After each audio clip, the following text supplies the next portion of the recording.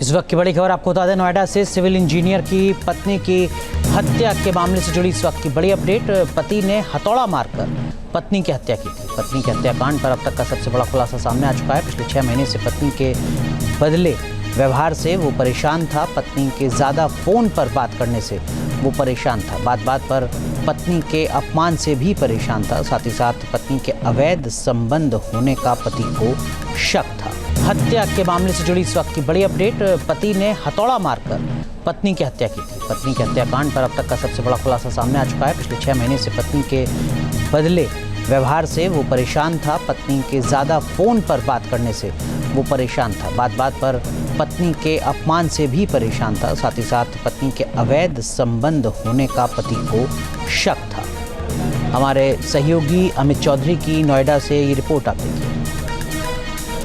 पति पत्नी के बीच के शक में एक पति द्वारा अपनी पत्नी की हथौड़ा मारकर हत्या कर दी गई। इस पूरे मामले की जब इन्वेस्टिगेशन की गई तो आरोपी पति ने पुलिस को बताया कि वो अपनी पत्नी के व्यवहार से पिछले 6 महीने से परेशान था। उसकी पत्नी लगातार उसको टॉर्चर करती थी, उसके साथ लड़ाई करती थी और पूरा दिन फ़ोन पर बात किया करती थी। जब पति द्वारा मोबाइल मांगा जाता था तो मोबाइल की कॉल में लॉक लगाना, व्हाट्सएप चैटिंग पर लॉक लगाना, इस तरीके के लॉक लगाकर मोबाइल दिया जाता था। लिहाजा पति को शक हुआ कि उनकी पत्नी, जो कि इंजीनियर के तौर पर काम करती है, सिविल इंजीनियर सेक्टर 62 की एक कंपनी में थी, उसका किसी और के साथ संबंध है। इसी बात के शक में जब पत्नी सो रही थी तो सर में हथौड़ा मारा और हथौड़ा लगने की वजह से पत्नी के सर में खून जो है वो बहुत ज़्यादा निकला और वो कोमा में चली गई। कोमा में चले जाने के चलते, ब्लीडिंग ज़्यादा होने के चलते उसकी मौत हो गई। पूरे मामले में पुलिस ने आरोपी नरुल्ला को गिरफ्तार करके जेल भेज दिया है। पुलिस के द्वारा जब पूछताछ हुई तो उसने बताया कि उसका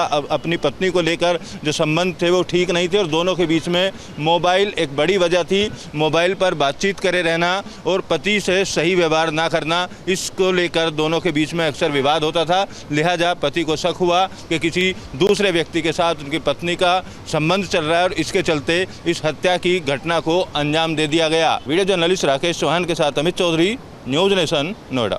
हत्या के मामले से जुड़ी इस वक्त की बड़ी अपडेट। पति ने हथौड़ा मारकर पत्नी की हत्या की थी। पत्नी के हत्याकांड पर अब तक का सबसे बड़ा खुलासा सामने आ चुका है। पिछले 6 महीने से पत्नी के बदले व्यवहार से वो परेशान था। पत्नी के ज़्यादा फ़ोन पर बात करने से वो परेशान था। बात बात पर पत्नी के अपमान से भी परेशान था। साथ ही साथ पत्नी के अवैध संबंध होने का पति को शक था।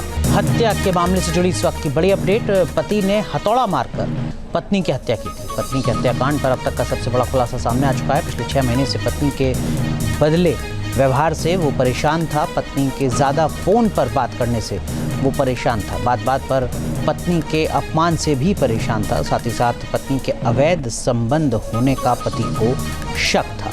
न्यूज नेशन अब व्हाट्सएप पर खबरों की ताज़ा अपडेट के लिए न्यूज नेशन के इस QR कोड को स्कैन करें।